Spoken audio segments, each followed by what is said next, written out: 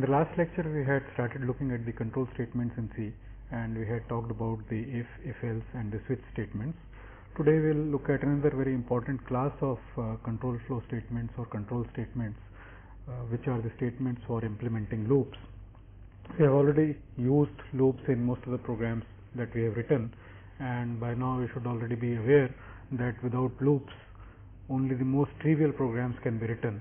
We need to, in many situations, postpone the decision as to how many times a certain piece of code will execute till runtime. That is, based on the inputs received by the program, sometimes we may need to decide how many times a particular piece of code should execute.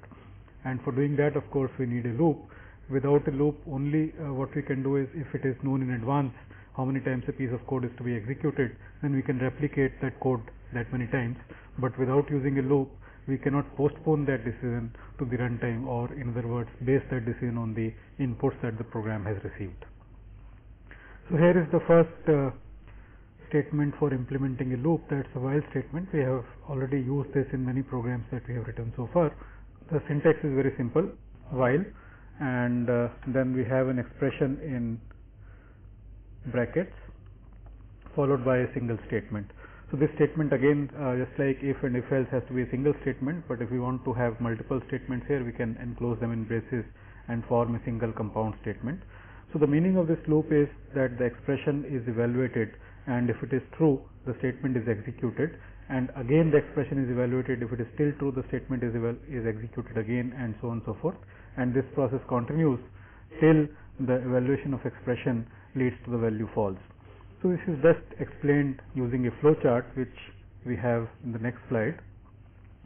So this diagram represents the flowchart for the loop shown on the left hand side, which is while ES. Here E is the loop condition and S is known as the body of the loop.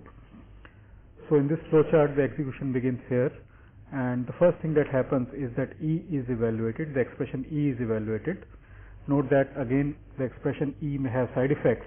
So evaluating the expression will mean that those side effects do certainly take place. And finally, the evaluation of E results in a value, and depending on whether that is true or false, again you will recall that in C, any non-zero value is taken as true and 0 is taken as false. So if the value turns out to be true, that is any non-zero value, then S is executed, and after execution of S, the control goes back to the beginning of the loop and E is evaluated again, and this process continues. When after some time, when E evaluates to false, at that time the control takes this path and goes to the statement following the while loop. Note that it is important to understand that E may evaluate to false the first time around itself. If that happens, then the body of the loop S will not get executed even once. Let's now see some examples of using the while statement using familiar programs. So here is a while loop for computing the factorial. We initialize p to 1, and while n greater than 0, p star is equal to n minus minus. This is a post decrement operator that we are already familiar with, and this star equal to, as you know, is equivalent to p assigned p star n minus minus.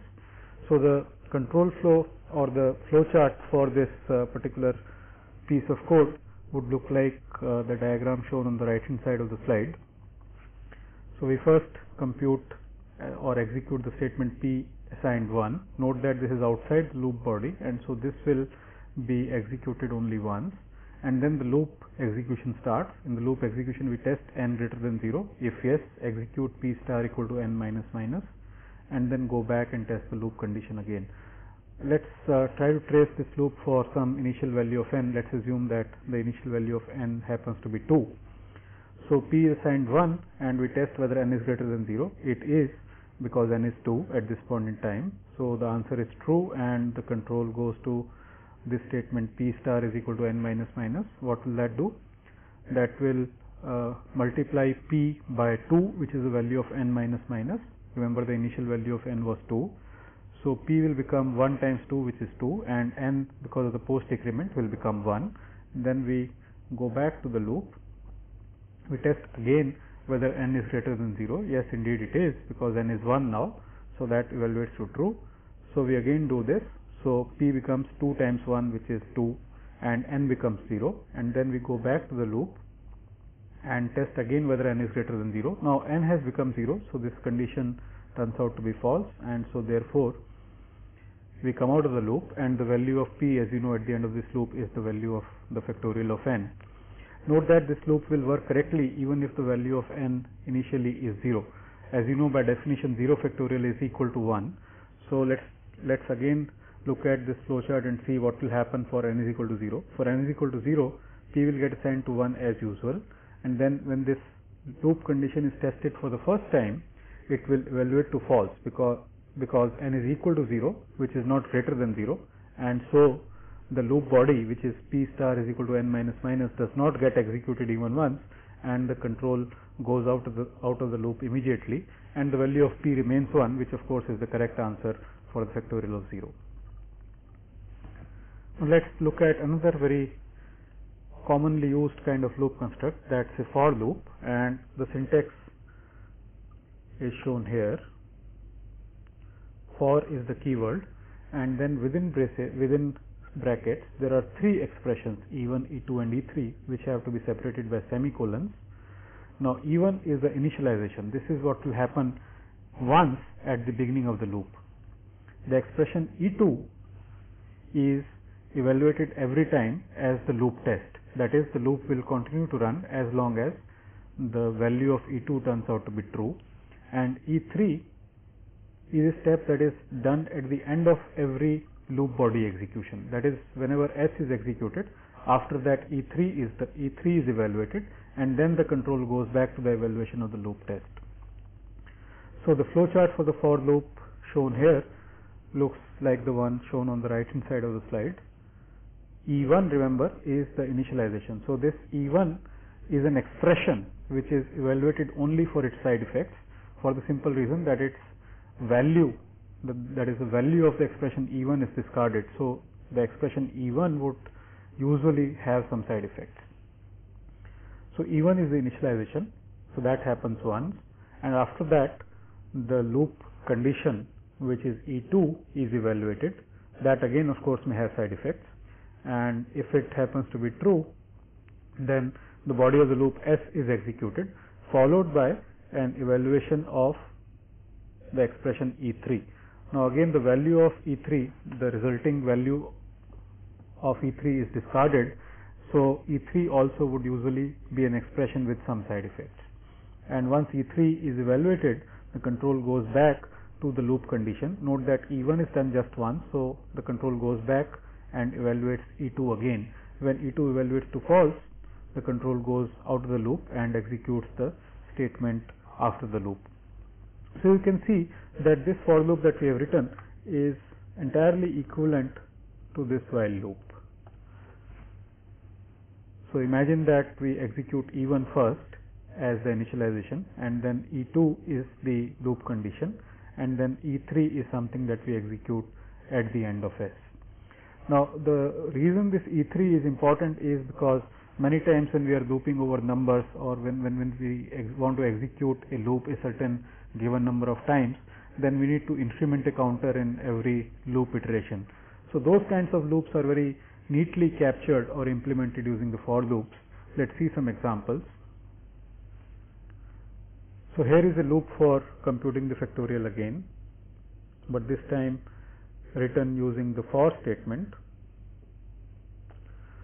So the E1, which is initialization, is in this case the entire expression fact assigned 1, comma I is equal to 1, or I assigned 1. So this comma in fact is another operator that we haven't seen so far. When we have an expression like E1 comma E2, as in this case, E1 here is fact is equal to 1 and E2 is I assigned 1. So when we have an expression E1 comma E2, what happens is that E1 is evaluated first and its value is discarded, then E2 is evaluated and its value is the value of the overall expression. In this particular case, of course, the value of the overall expression is being discarded, so that is not really material in this case. So what will happen is that when this expression is evaluated, there will be two side effects. Fact will be assigned to 1, followed by I being assigned to 1. And then this is the expression which represents the loop test, I is less than n, and then this is the expression that is evaluated at the end of the loop body. So what's happening here is that we are, instead of multiplying numbers from n to 1 in the reverse direction in the decreasing order, we are now multiplying numbers from 1 to n in the increasing order, and we are not modifying n. Instead of that, we are starting with the I value is equal to 1, and we are incrementing it every time, so that at the end of the loop it will become n, and the loop body simply is this single assignment statement fact star is equal to I, which of course means that fact is multiplied by the value of I. Note that we don't need to increment the value of I here like in the previous loop, simply because that is taken care of by the evaluation of the expression E3 here. Here is another way of using the for loop for computing the factorial n. This is more similar to the while loop that we wrote earlier. So in this case, just for illustration, I have kept the initialization expression E1 as empty. So actually any of the three E1, E2, E3 may be missing, but the semicolons must still be there. Of course, if the expression E2 is missing, that means that there is no loop test and the loop will go on forever, but in that case there must be some other way of breaking out of the loop. We will look at one such way later on in the lecture. So fact assigned 1, we have done this initialization. We could have done this as part of the expression E1 here, but just for illustration I have chosen to keep E1 empty here, and the loop condition is n greater than 0, and after the loop body n minus minus is evaluated. So this is exactly the same as the while loop for factorial computation that we wrote earlier. The third kind of loop which is possible in C is what is known as a do while loop, and this is what the syntax looks like, and we have the flow chart on the right hand side of the slide. We have the keyword do followed by a statement, and then we have while within brackets some expression E, which again is the loop test. As usual, S has to be a single statement, but if we really want to put multiple statements, we can put them together in braces and form a single compound statement after that, as usual. So the difference between this loop and the while loop is that the loop test, that is the expression E, is evaluated after the execution of the loop body S rather than before. So in terms of the flow chart, this is what it looks like. You first execute the statement S, and then the expression E is evaluated. If it turns out to be false, then we break out of the loop, because we are going to execute S as long as E is true. So if E turns out to be true, then we go back to the beginning of the loop and execute S once again, and then again test E. So notice that regardless of what the expression E is and whether it turns out to be true or false or whatever, S is going to be executed at least once, which was not the case with the while loop, because there, if the first time the loop test evaluates to false, the loop body does not execute even once.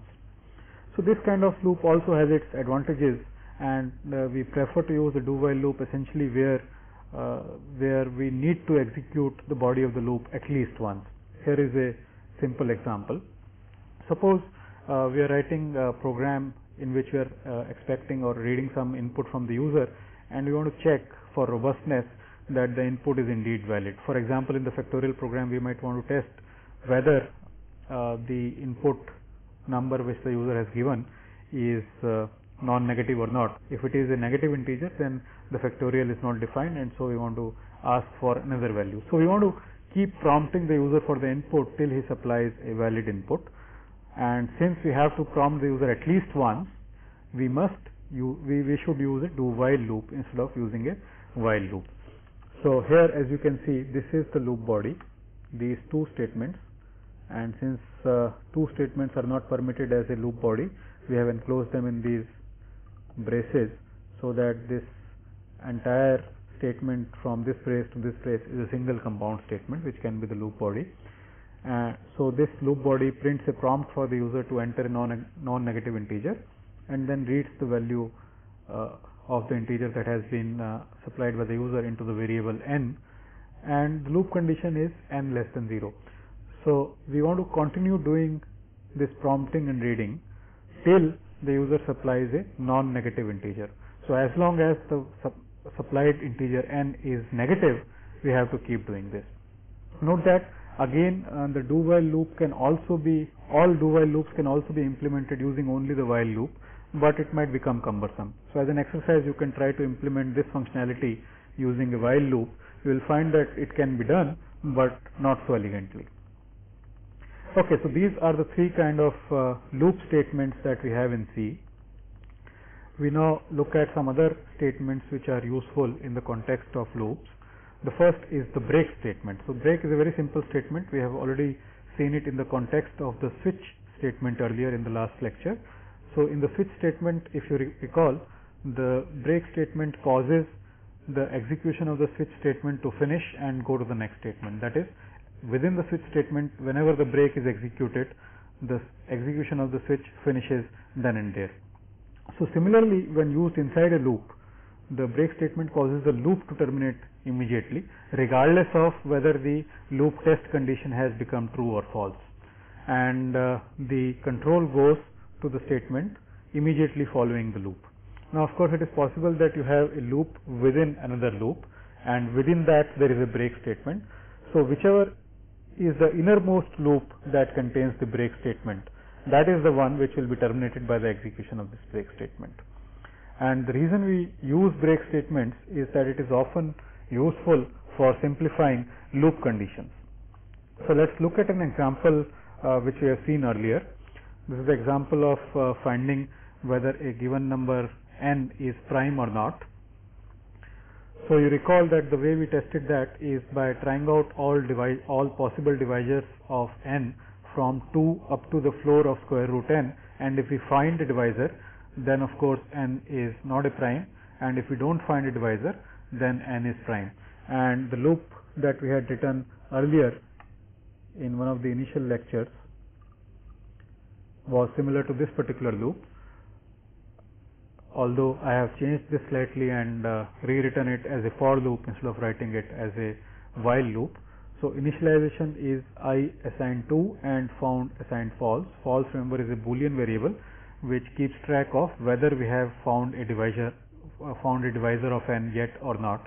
So initially found is false because to begin with we have not found any divisor, and we start looking for divisors from 2 onwards. The loop condition is I less than equal to square root n. So I am assuming that this variable square root n is an integer variable which contains the floor of the square root value of n. So we have to continue the loop as long as I is less than equal to square root of n and not found, meaning that if either of these two conditions becomes false, we break out of the loop, we stop the loop execution, because if I becomes greater than square root of n, that means we have tested all divisors up to square root of n and did not find any divisor of n. And if found becomes true, that means we have found some divisor, and therefore we must stop the loop execution, and therefore we must keep executing the loop as long as I is less than equal to square root of n and we have not found a divisor. That is, we have not exhausted all the divisors, all the potential divisors of n, and we have not yet found an actual divisor of n. And every time after the execution of the loop body, we increment I, because in the next iteration of the loop we want to try the next higher potential divisor. And in the loop body we just test that if I divides n, that is n% I, which recall gives the remainder when n is divided by I. If n% I is equal to 0, that means I is a divisor of n, and so we have found a divisor, and so we set found equal to true, and the next time the loop condition will be evaluated again, we will find that found is equal to true, so not found is false, and therefore this entire condition is also false, and so we break out of the loop. Note that this entire loop has become quite complicated because of the use of this Boolean variable found and the fact that the loop test consists of two independent conditions, both of which need to be tested. Instead of that, suppose we use a break to break out of the loop when we find a divisor. So in this version of the same loop, the loop body is quite simple, and the loop header, which contains the expressions E1, E2, E3, are also quite simple. The initialization is simply I assigned 2 as before. We have done away with the Boolean variable found. We are not using it any longer because we will break out of the loop when we find a divisor. So there is no need to use a Boolean variable. And the loop test is simply I less than equal to square root n, and of course at the end of the loop body we have to increment I. So in the so we are no longer testing whether we have already found a divisor. So that means that if we find a divisor, then the loop will not stop and will keep executing because I may still be less than or equal to square root n. Therefore, when we find a divisor, we have to use some other way of stopping the loop, and that we do using the break statement. So if n%i is equal to 0, we execute a break statement, and this break statement will immediately terminate this loop because this is the innermost loop containing the break statement. Note that if is not a loop, and so this break will not do anything to the execution of the if. It's the for which is a loop, which is the innermost loop that contains break. So as soon as break is executed, this for loop gets terminated and the control goes to the following instruction. So of course after the end of the loop we need to find out whether we have found a divisor or not. In the earlier case it was easy because we had this Boolean variable found, and at the end of the loop if it was true, that means we have found a divisor, otherwise we have not found a divisor. Here we don't have this Boolean variable, but finding out whether we came out of the loop because of this break or because of this loop test is quite easy. If we check the value of I and we find that it has become greater than square root n, that means we must have come out of the loop because of this condition. Otherwise we must have come out of the loop because of this break, in which case we found an actual divisor of n, and so therefore n is not a prime. Okay, related to the break statement, there is another statement which is called the continue statement, and the functionality of the continue statement is that within a loop, whenever a continue statement is executed, the current iteration of the loop is terminated, it stops, and the next iteration begins immediately. That is, within the loop body, if the continue statement is executed, then even if there are more statements in the loop body, those will not get executed, and the next iteration of the loop will start again. When we say the next iteration of the loop will start again, what we really mean is that in the case of the do while loop and in the case of while loop, the control will go back, will go to the place where the loop condition is evaluated and is tested whether it is true or false. But in the case of the for loop, something slightly different happens. When the continue statement is executed, the control goes back to the increment step, that is the E3, which is the step which is the expression which is evaluated after the loop body is evaluated. So essentially the way continue statement should be thought about is that on execution of the continue statement, the loop body gets terminated, and then but the loop itself doesn't get terminated. So in the case of a for loop, the expression E3 is evaluated again, and then the control goes back to the loop test, and in the case of the other two kinds of loops, the control goes back directly to the loop test. And the reason we need to use the continue statements is that it can help in simplifying the loops. For example, again here is a simple situation that you might encounter in some programs that you might write. Suppose you want to write a loop which reads 10 integers from the input and processes them one by one in certain fashion. Now this processing could be very simple or it could be extremely complex, and the constraint is that if there is a negative integer in the input, that should not be processed, that should be ignored. So suppose we are not using a continue statement for implementing this, then what we'll need to do is, this loop is simple. For I is equal to 0, I less than 10, I plus plus. So do this loop body 10 times, read the value of n, and if n is greater than or equal to 0, then process n. Now the problem with this kind of structure is that if the processing on n is very complicated and it has several nested control statements one inside the other, then the indentation level may become very deep, and we are adding to that indentation level by having to indent this entire processing by one extra level, because this entire processing is within the body of the if statement. On the other hand, suppose we use a continue statement, then what we can do is, after reading the value of n in the loop body, If n is less than 0, then we put a continue statement. That means whatever is next in the body of the loop does not get executed, and we straight away go to the next iteration of the loop. Remember that for the for loop, when we go to the next iteration, that is when we execute the continue statement, the control will first go and evaluate the expression E3, which in this case will increment I, and then the loop test will be executed again, which is of course what we want to do, because we want to read exactly 10 numbers regardless of whether they are positive or not. And so if n is less than 0, we continue, and otherwise we have the code for processing n. Note that the control will come to this place only if the value of n is greater than or equal to 0, and so therefore we don't need to test whether the value of n is greater than or equal to 0. It is guaranteed to be equal to 0. The difference between these two implementations of the same functionality is that the processing of n is at one lesser level of indentation when we have used continue, because this processing of n is not within any if, it is directly within the for statement at the next level. Okay, so at the end of this lecture, here is an exercise for you, and this exercise requires you to write a program to compute what is known as the greatest common divisor, or the GCD, of two positive integers. You probably are aware of the definition of the greatest common divisor of two integers. The GCD of two integers is the largest integer which divides both of them. Historically, the best known algorithm for GCD is attributed to Euclid, who came up with a very efficient algorithm for GCD based on the following properties. So I will list these properties, explain these properties, and leave it for you to design the algorithm and then implement that as a program. So these are the three properties. The first property is GCD of A and B is of course the GCD of B and A, that is the arguments can be interchanged.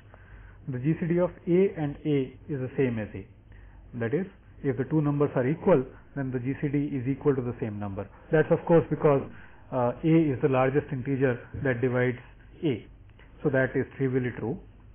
The third property is the most interesting. If you are given A and B, two numbers A and B, and let's assume that A happens to be larger than B, then the GCD of A and B is the same as GCD of A minus B and B. That is, if you subtract the smaller number from the larger number, and the GCD of this number, resulting number, and the smaller number is the same as the GCD of the original two numbers. So you can try and convince yourself that this property indeed holds always. Based on these three properties, you should be able to come up with an efficient algorithm for computing the GCD. The naive algorithm for computing the GCD will try to find the largest integer of A, which also is a divisor of B, but that is inefficient. These properties can lead to an efficient algorithm which will compute the same result in much lesser number of iterations. So that's left as an exercise for today. In the next lecture, we'll talk about arrays, which are a very, very important tool in again writing non-trivial programs and allow us to handle large volumes of data rather than small number of data items at a time.